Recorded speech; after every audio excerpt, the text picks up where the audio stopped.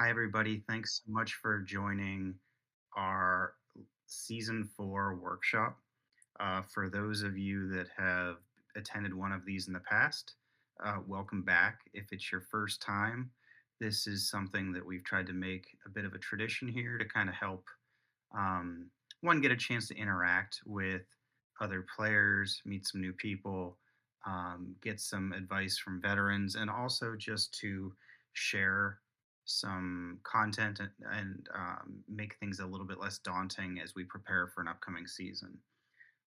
So, if for anybody that happened to miss this today, we will plan to upload it to YouTube, so you can always share with your friends after the fact and reference it. Hopefully, throughout the season, I will also plan to make the slides available should you want to reference back to them at any point. So that said, let's go ahead and dive in. So this is kind of what we're going to be covering today. We'll look at some comparisons to prior seasons to see what's similar to things you've already experienced, cover some of the items that are new, like new season resources and buildings. We'll look at the map, cover some of the unique game modes and activities and events that'll happen in season four, cover the Copper Wars, and then kind of share some other information that's pretty essential and new to the season and for continue to develop and strengthen your squad. So let's go ahead and dive in. The season four takes place on Sakura Isle, which is themed to be sort of reminiscent of feudal Japan. It involves a fog shrouded island that's covered in darkness.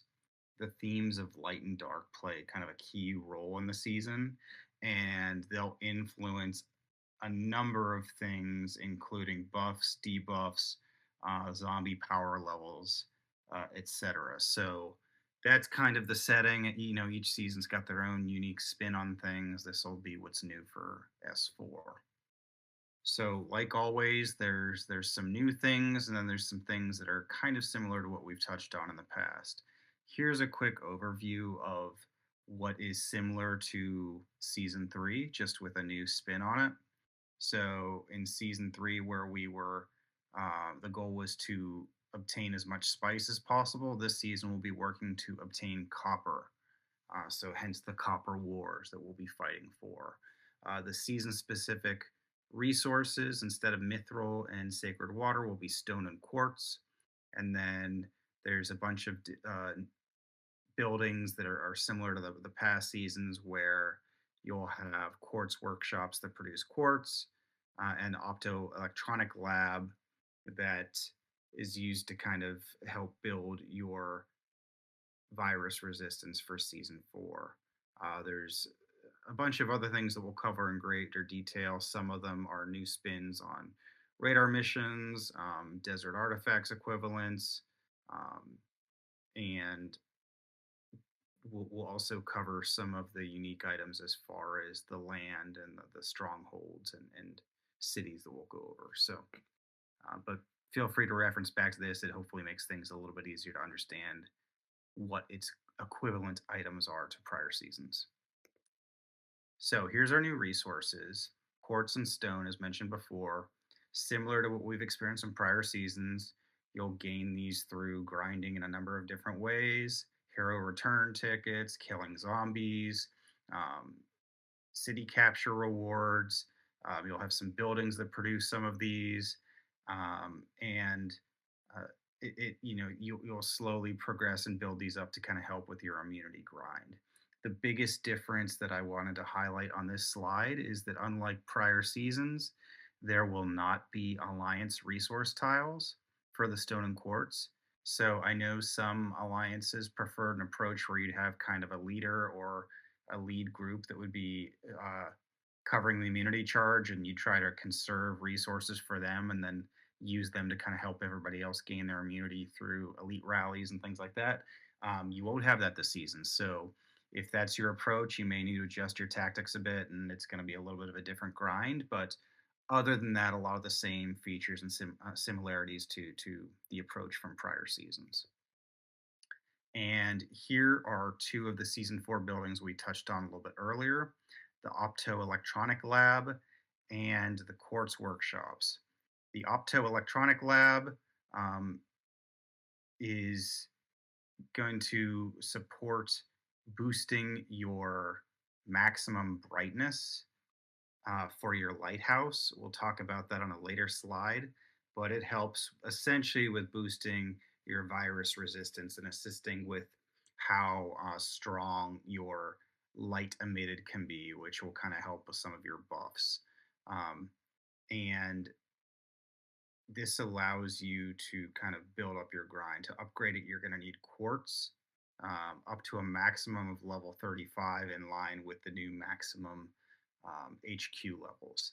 The quartz workshops will be upgraded with stone, and similar to some of the prior seasons, you can obtain four of them with a fifth that can be unlocked through the weekly pass. Similar progression for upgrades to prior seasons where you want to target upgrading one to level 15, then it unlocks the next one to be built, and so on. So you want to work them sequentially like that, and then upgrade them incrementally for levels thereafter. So, and so depending on whether you're a free to play player or someone that defers to, prefers to use packs, that weekly pass can help you obviously progress quicker if you do unlock that fifth workshop. So get familiar with these, but a lot of it will be similar to what you've seen in the past. The lighthouse is a key seasonal building, um, and similar to it gets likened a lot to um, the high heat furnace from season 2, and you can adjust the power levels or the brightness levels, and it burns resources. So how do we do that? You will unlock up to 4 generators. Those generators are powered by zombies that kind of become your like zombie worker bee slaves, and you get those by essentially going on the map and killing zombies, and you get to capture some of them and bring them back, and so they will work to help power those generators. So once that's the case, you would then obviously need to be aware of your power levels or your battery levels, and only use them when it makes sense to do so. So there are going to be some strategic use of kind of managing that, similar to what we had to deal with in season 2. So it's just something to be mindful of there. Any questions so far? If anybody wants to interject, ahead anything they want to add, by all means, go for it. Okay, so here's those generators we were talking about. So you'll once you repair them based on your optoelectronic lab levels. As you can see, like the repair requirements for them are listed based on your level of those labs. Um, you can activate them with an electrician. You will get electricians as you go throughout the season, and then uh, you'll as noted before, you'll get your working zombies that you kill to help activate and power those generators. And so then that's what is used for the lighting system, to powered by those generators to kind of boost your stats. So at certain points in time, it may be strategically beneficial to have that lit up. Darkness is similar to the cold, where darkness weakens your base and it strengthens zombies. So having that there, and managing that power level will be important to kind of um, maybe progress based on certain foes that you need to kill throughout the season, stuff like that. So, alrighty, moving on. So these are the lightness levels of the lighthouse. You can kind of see the resistance levels and boost that can have based on the level of light that's being emitted, and also what the burn rate is for resources and power that you're using by cranking it up to those higher levels, similar to the highest level of the high heat furnace in season 2. All right. So season 4 will also bring back the Alliance Center that we got used to last season. There are a few differences. So instead of 4 secondary buildings, there's going to be 3 this season. Those are going to be your stone warehouse, your oil warehouse, and your magatama warehouse.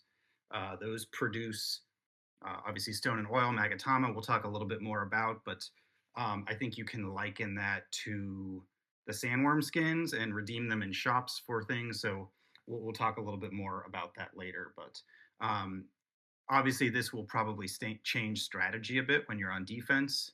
And in my mind, you'd have to think that maybe it will make things a little bit easier for having one less thing to focus on. So um, just some subtle tweaks to what we've seen in season 3. So this I won't spend too much time on, but it's a lot of the same early day strategy when you're entering the season. Take advantage of war fever. You want to boost your immunity and your resistance as quickly as you can by killing those smaller zombies and doom elite first kills. Um, you can use your electricians to help increase light status and therefore your resistance levels. You want your daily doom walkers, and then obviously grinding to build up um, immunity as quickly as you can. We will also talk a bit about the blood moon event that starts on day 2, and it's basically 30-minute intervals throughout the day that there will be additional benefits to killing Doom elites and world zombies. Um, and we'll get into what some of those benefits are a little bit later. So here's a look at the map. There's a bunch of different versions of it. I think at the end of these slides, which I'll share afterwards, there's some additional resources in there that can kind of provide a better level of detail of what goes into the map and some other things, just kind of break down where the different level lands are and things like that. But all right, so city captures. Here's the copper output levels that we had there. Um, and just a couple notes to have here. So there's daily city declaration limit of 2. You can have a maximum of 6 cities captured. Similar thing with strongholds, 2 a day, max of 6. So in season 4, the buffs of the cities are not automatic. And so what you need to do is after you've captured a city, you need to kill the Oni generals that are spawned during the Blood Light Descend. And so, strategically across the server, depending on the health of your particular server or the strength of the alliances, you may need to collaborate a bit on helping one another with this. And so, a few things to keep in mind that as land movement progresses, making sure you don't miss these is going to be critical. And from what I understand from some vets that have passed some information on to me, also can play a factor in unlocking access to some of the sushi restaurants, which we'll talk about more. Another one of the fun little tidbits that's added this season. So we'll get into that a little bit later. Any questions or comments from some of the vets that have played this so far? If anybody has anything, by all means, just kind of chime in. Feel free to interrupt. Otherwise, I'll keep yakking. So strongholds. One, Here's what they look I like. do Yeah, have go. one. I'm Yeah, go sorry for it. to interrupt. I'm not a vet, but in some of my research, I have seen that only the alliance that captured the city can kill the Oni general. Do you Oh, know excellent. if that's the case, or is that not right? Um, Kevin, I don't know. Is Tiny in here? I'm sorry. There's multiple Tinys, not 15 Tiny, but um, I was speaking with someone that um, had a vet that had indicated that there was some ability to help other alliances, and I Oh, think good. they had to Okay. do. But having never done it myself, I'm just going off their word. And I think what was relayed to me is the importance of that is that I think it had some correlation to the sushi restaurants being able to unlock all of them for the server. And if you miss it, I don't think you get a second chance at that Oni General. So again, having never done it myself, I'm just relying upon what's relayed to me. But um, one of the things that would be you'd have to be mindful of is there's obviously some rewards like tactic cards and things like that. So if somebody else was helping, that alliance would miss out on those, but they would get the benefit of the buff. So assuming that's the case and the data that's been relayed is accurate, that may or may not data between alliances. But ideally, if you can bring them down yourself, that would be the best solution. And just to make sure you don't miss them. So Gotcha. Thank you. sure. All right. Here's your stronghold. Same kind of deal. We've been through this routine before, but they help to produce stones. So if you say, want to move through these as quickly as you can as well to kind of start building up those resources for your alliance. All right, trade posts are back again. I know there's probably mixed opinions on trade posts or how much you like them or dislike them, and I'm sure some of that correlates to how strong your alliance is. Um, a lot of the similar mechanics. One of the things that I noted as new here is during the Blood Night event, governors can summon an extra trade caravan with different inventory and resets the purchase limits. Those can be purchased with Magatama, which is one of the items you can accrue. And if you see it there, it's the little kind of curved bead looking thing that you'll get in a number of different ways. It also will be one of the items produced from one of your alliance secondary buildings. So, alrighty. So some of the specific season game modes, we'll touch on these a little bit. The first is Blood Knight Descends. Um, and this starts, I think we talked about a little bit earlier, at different server times for 30-minute intervals. And during that time, zombies and Doom Elites become stronger, and zombies can attack your bases in the dark. So if you're looking out for your alliance and there's darkness, there could be some risks of being attacked on that point. Also, I don't know what this made me think of, and this is probably dating me and aging me a little bit, but if anybody played Castlevania 2 for the Nintendo, where things get tougher at night, that's kind of the same concept where um, basically you just need to be stronger or have buffs or use your light to handle those increased and those powers. So if you have weaker players or lower immunity players, they may struggle with that a bit more. So just something to be mindful of.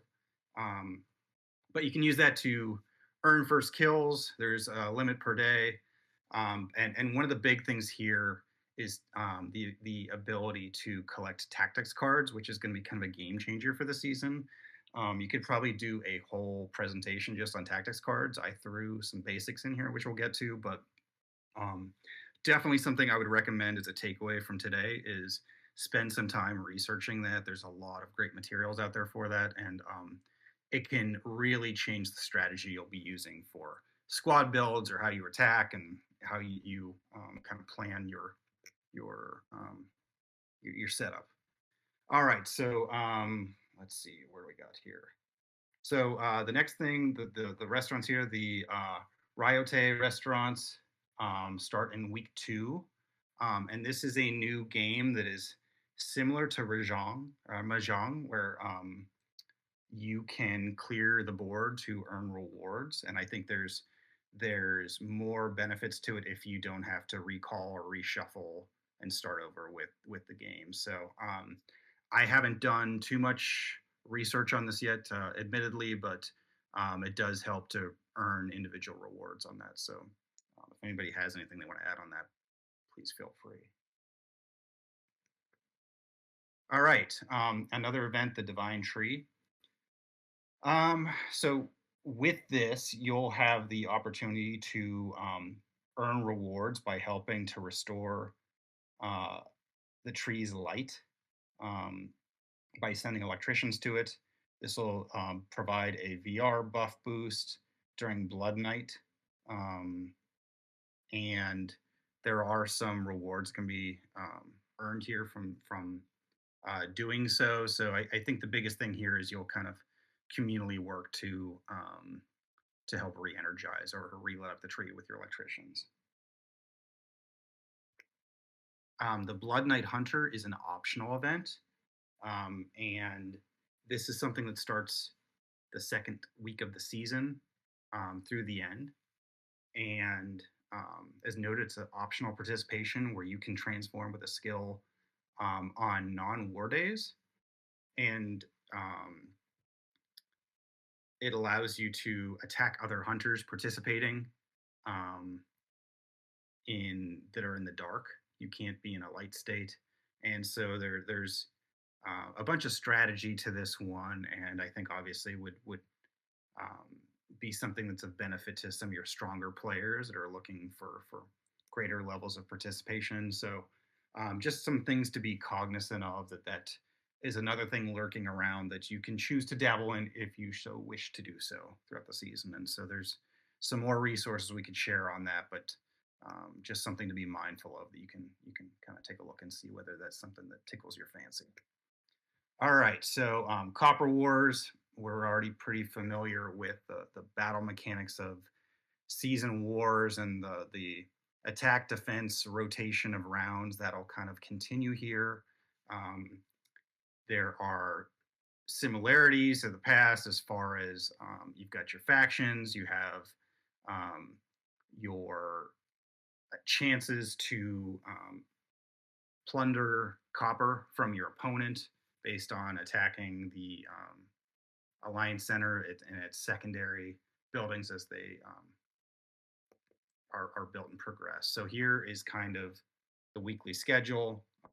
The biggies here being Wednesdays and Saturdays for war, with everything else being the usual routine of declarations, prep, and things like that. So, um, and with that, I think it's also important to note that they do help focus the alliances based on their strength level or accrual rates of copper that they've won to kind of reduce the variance in who can challenge who. So there will be, I think, an attempt by the season to pair folks more competitively.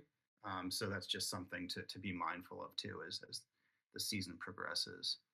Um, these are the season specific skills. This is basically the nuke with a new can of paint on it that's kind of Godzilla themed.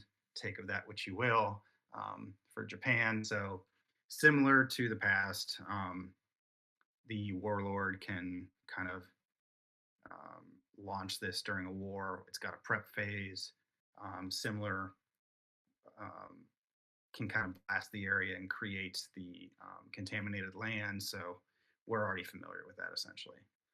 What goes away this season is the Muse's zombie skill that is replaced by the Butler having a Tesla coil that um, is useful on defense. It can be set on the Alliance Center, and it can kind of damage things in a 21 by 21 area proximity, doing 250 damage every 10 seconds.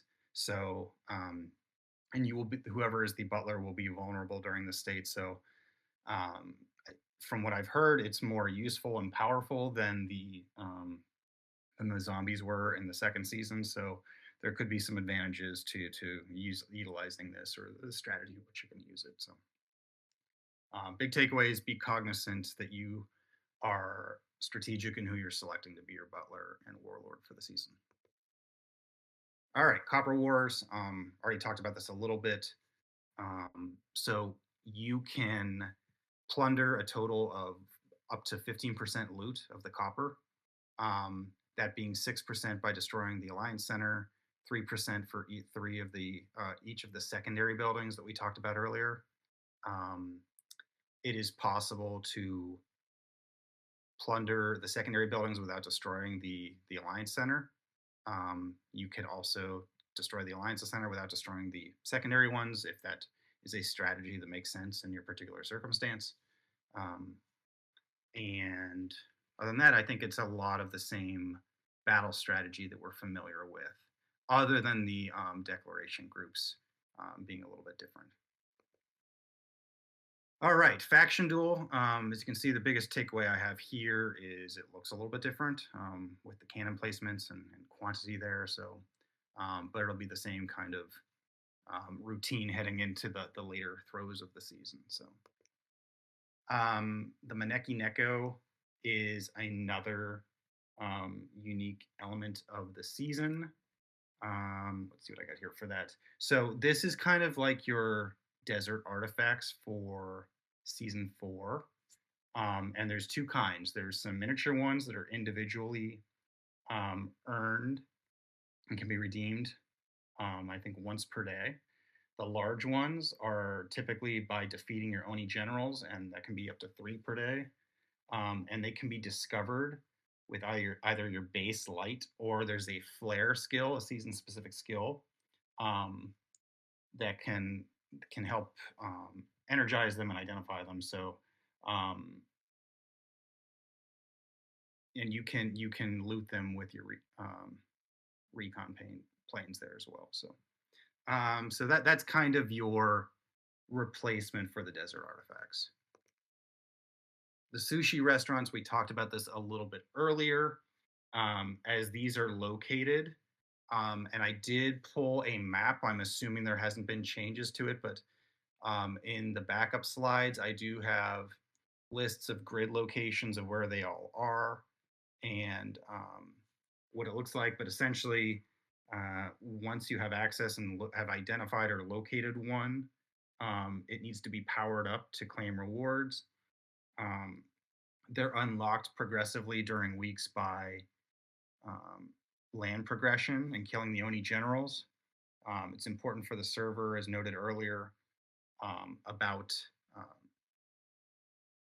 killing those to progress, and then from there to unlock the sushi restaurant so they can be found and accessed. So if you've got a sushi restaurant that's in the dark, you can move a base next to it and turn your lights on, and based on a certain level, and it will basically power up or light up the sushi restaurant, and then you can claim the rewards. That's kind of the mechanics of how it works. There's some YouTube videos out on there if you want to see take a look what that looks like. But just another fun spin on the Japanese theme season of what things will look like. But it's similar to some of the stuff we've done before. Um, so the Magatama shop is basically the replacement for the Desert Bazaar. You're going to have your weekly resets of this shop. You can earn them from the Bloodlight Descend goals, killing world zombies and doom elites in the Blood Knight, um, alliance rewards for killing Oni generals or defeating wandering Oni wagons. And then obviously the alliance building that produces those as well. So big one to take advantage. There's some good stuff in there. You want to make sure you get those on a weekly basis. So, and that's available um, throughout season 4.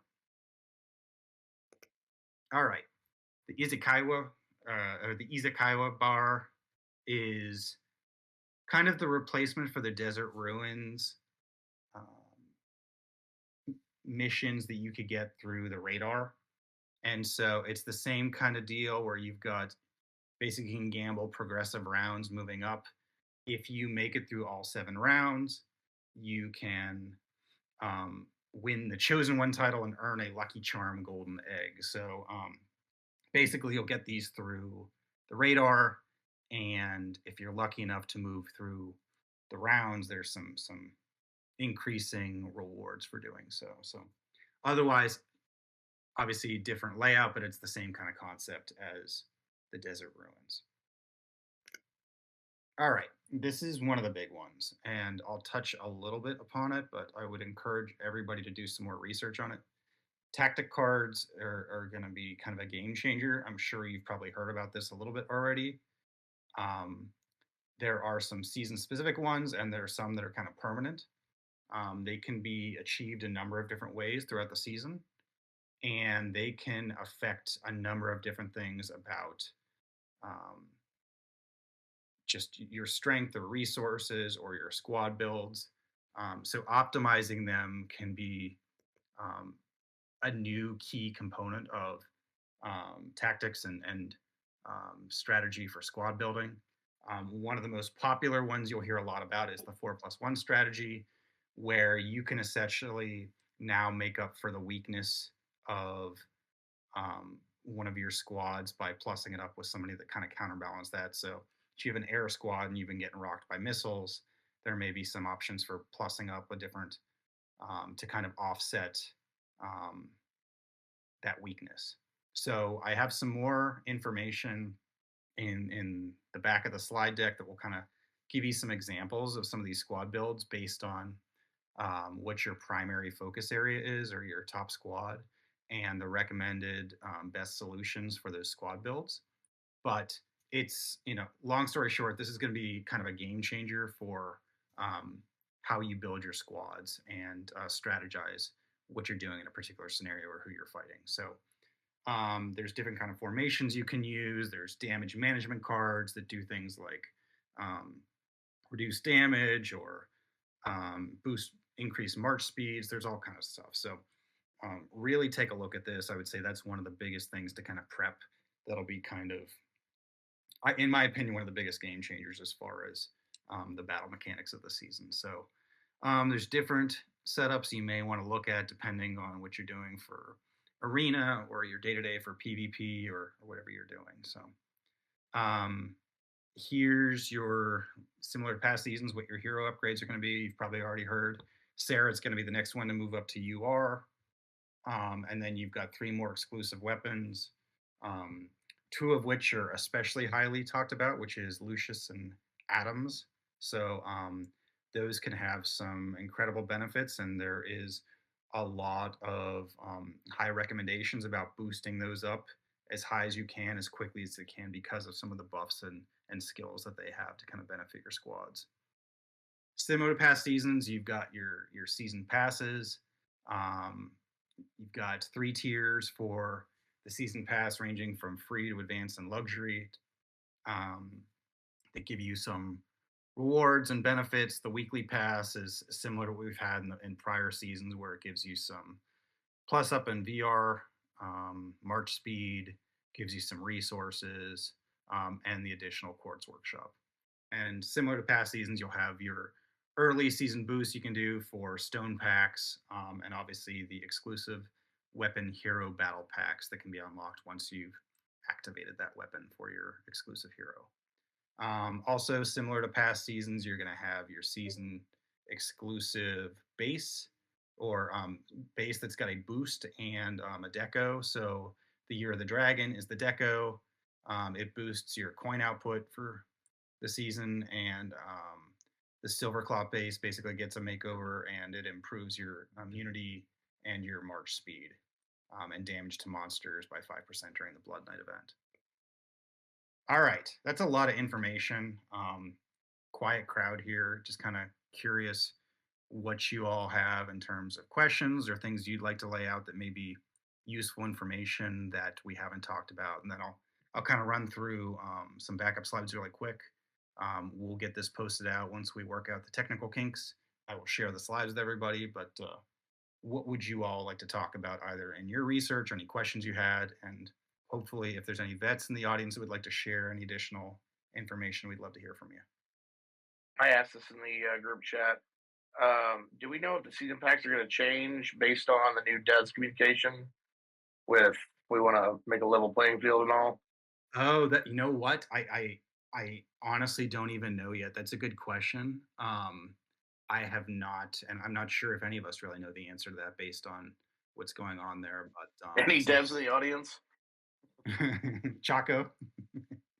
I was just gonna say, Choco Bear, what's up?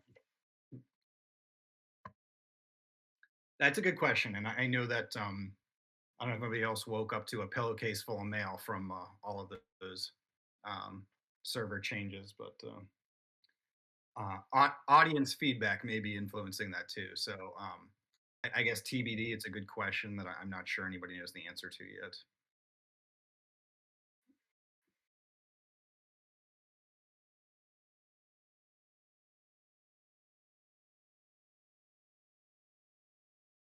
Oh, okay. Yeah. Let me go back to that. Don't the limits go up too? Like we can get more as yeah. So okay. Sorry, it's not a very graceful move back here to the.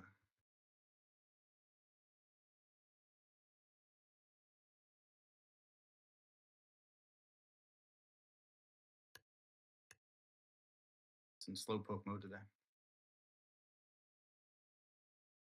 Okay. So obviously the light level can help with that for one thing. And I'm sorry, I can't see the chat if anybody's adding to it as well.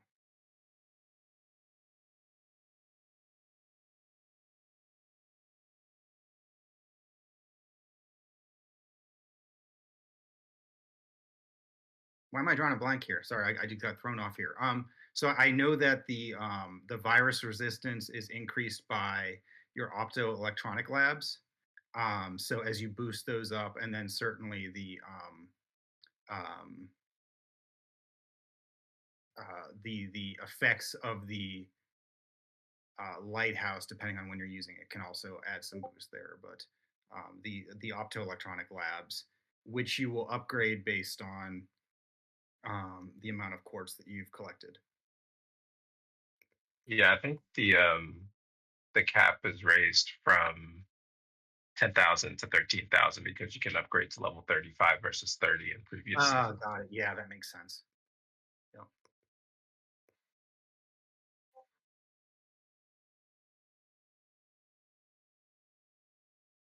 Yeah, I know that they help with um producing light, and they can be sent out with squads, and they certainly help with the progression of the generators and your ability to increase your light output levels as well. So, and then there's other things too, like um, the the weekly packs, the divine tree. There's a lot of different ways to kind of boost your virus resistance, but otherwise, while there's some different um, shades of lipstick on it, it's still a lot of the same mechanics of the grind. I'd say the biggest early difference is going to be the lack of alliance resource tiles. Do we know anything on the packs? You mentioned packs for the season with all these changes coming up. Have they released anything on that? Is that going to change, or is that should we I expect? haven't seen anything about it. Unfortunately, my research on this was put together before those recent changes, and I don't know that anybody's gone through the season yet since that was unveiled. So it may not be public information yet. If it is, I just haven't seen it yet. But if anybody has, by all means, please speak up.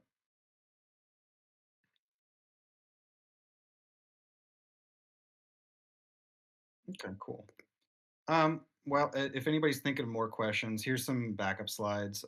So here's a couple of the produced maps just to kind of get different looks of the level lands. Here's some slides on the tactic cards and what some of them do. So the core cards, the resource cards, and the battle cards. So I'd spend some time looking at that just to kind of see what might be some benefits. I have a few slides here on the 4+1 squads. JP, I actually stole some of this from what you provided previously. Appreciate that. So here are some focus areas on, as mentioned earlier, getting Lucius and Adam's exclusive weapon skills up as soon as possible. If you're free to play or low spender, um, don't focus on necessarily trying to do 3 hybrid squads. Focus on just one. Emphasizing a 4+1 main squad, and then try to leave the same or the normal squads the way they were. Here is some recommendations on best formats for missile, aircraft, and tank based on if it's your main squad. So some suggestions on maybe how you want to lay out your squad. So some stuff you can look at there to see if that's possibly the way you want to go or what might be best for you. But these are some suggestions that have been put out there in the universe. So for example, aircraft, having Murphy and Lucius up front, and then a back of Diva, Morrison, and Skylar, or Shyler, depending on your pronunciation. Here is your sushi locations and when they open up. And there's the map, so you can kind of take a look at that if you should choose to, just to kind of help your alliance. That's all I've got. So kind of curious, anybody got any questions or anything else they'd like to add, or maybe The some four other plus one, yeah, the 4+1. What do we feel like is the best like matchup or best lineup? We doing Well, all air plus I Murphy know or air is definitely going to get a boost up. I think people kind of rave about the benefits of um, Lucius's exclusive weapon. But I'd say there's an option for everybody. It's the, as I always say, it's the perpetual game of rock paper scissors. So there's a way to depending on what you've done. I don't think that I would be an advocate for tearing down. Everybody's already focused on a particular area. You may be able to make a little bit more balanced squad builds, but I think there's a way to plus up your main squad depending on what you've got. But um, still, I think there are some benefits to each to kind of counterbalance depending on what you're going to be going up with. I mean, most of the stuff I've been reading is Air plus Murphy minus Carvey, basically. Yeah, yeah, yeah. That's I've seen the same. a popular one. Yep. And then you hear a lot about. I've heard a lot about the missile squad still with maybe potentially putting Lucius in there if that's your play. If you've been one of those folks that's been kind of wrecking shop with a missile squad for the last couple seasons, then a lot of people tend to go that route. I had kind of a general question while we have everybody here that, with some experience. We usually struggle with trying to get, everybody beefed up at the beginning of the seasons, get everybody through, the resistance up and all of that. What does anybody have like a good strategy for that or a place to look for a good strategy for that?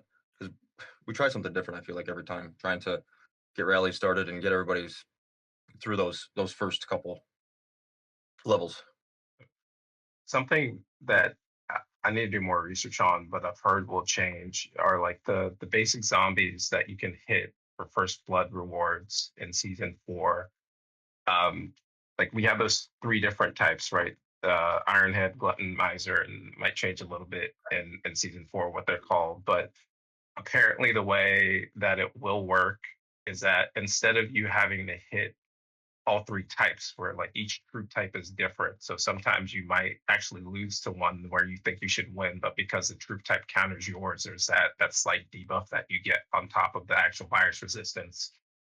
Apparently now you'll be able to choose what troop type you want to run through for all whatever 120 or 180 levels, but I forget what the math is on it. But that might help a little bit to help with gaining resistance a little bit faster, is just running through those basic zombies and then making sure that the type you choose is the troop type that you counter instead of having to worry about which one counters you. And then I think there's probably like different alliance strategies. I know Ion and Hap were really good about funneling their resource tiles, and that's not going to be a thing anymore, but giving all those resources to one player to kind of help carry them. But yeah, I'm not too sure what the alliance strategy will be for season 4. I'm sure there's some guys on Reddit or somewhere out there, but Well, because Yeah, I that's mean, not a thing anymore, right? What's that? Sorry. That's not a thing anymore, right? Like resource tiles. Correct. For It's not season like 4. yeah. So we can't do that because we did that know, too. I'd say the folks that are really good about squirreling away hero return tickets and the ones that are your spenders, they're gonna drop a lot of money the first day in buying those extra packs, always tend to kind of veer to the start, and they tend to be the ones that are kind of helping to do a lot of rallies. So I'd say at least getting those folks that are willing to sacrifice troops for the greater good and help everybody keep grinding in those rallies. I think that's just the name of the game with the grind for a few weeks, and I think there's always going to be an opportunity for that as long as you've got active players willing to kind of help do that. That's I was that's also kind of what I was told, and wondering. That is sorry, I the was also, strategy that we always run. That always creates some frustration. So, but yeah, that makes sense. I was also told, and I did a little research on this, but black market cash is going to be big in season. So I've been hoarding away all that this preseason. I think tactic cards are coming up on that, right? Am I mistaken?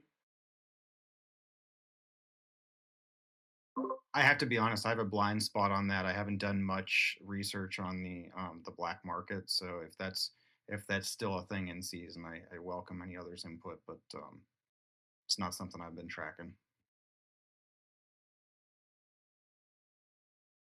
Another tip that I learned recently when it comes to resistance building, and this may have been the case all along, and I just didn't know it until now, but as you're collecting or building your workshops and collecting the quartz for the lab, don't constantly collect your quartz. Wait until the quartz workshop is at the max level you can have it at before you collect it, because it is retroactive.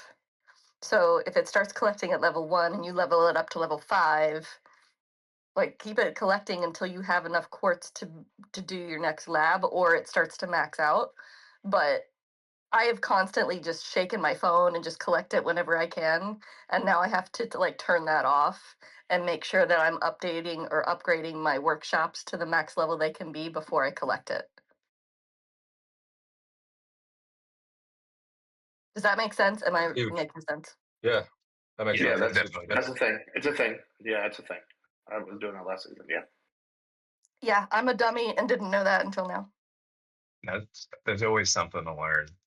I think it's a very little known fact, honestly. So you've done a service by mentioning it. Yeah, let's be honest. We all want the instant gratification of just shaking the damn thing and pressing the red buttons, and so we're wired to not do that in many cases. You shake more than twice, you're just playing with yourself at that point in Yes. time, though. Apparently so, in a less than desirable way.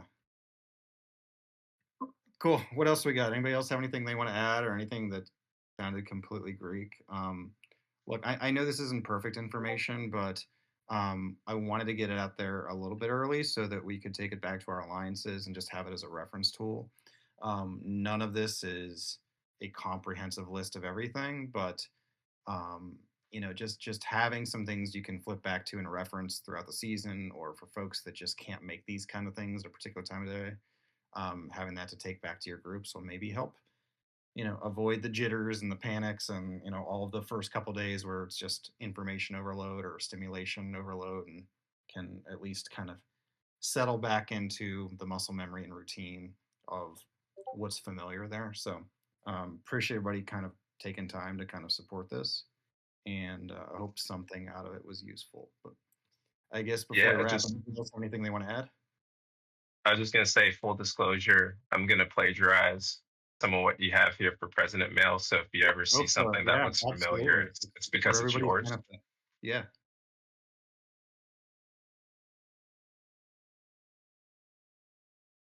Cool. All right, we got a quiet bunch. I'm assuming everybody's just kind of dazed off and looking at the screen. It's a lot. It always is.